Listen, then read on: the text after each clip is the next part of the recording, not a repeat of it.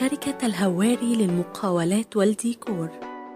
دلوقتي بقى تشطيب واجهات المنازل والفلل في مصر ممكن يتعمل بأشكال جذابة اللي هتميز بيها شكل واجهة بيتك وتعبر بيها عن ذوقك وشخصيتك.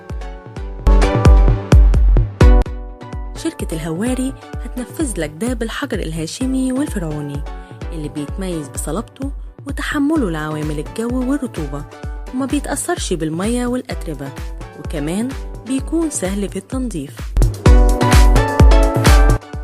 الحجر الهاشمي أنواعه كتير وكلها متوفرة عندنا: حجر هاشمي هيثم، حجر هاشمي وش جبل، حجر هاشمي ناعم، وفي كمان حجر فرعوني.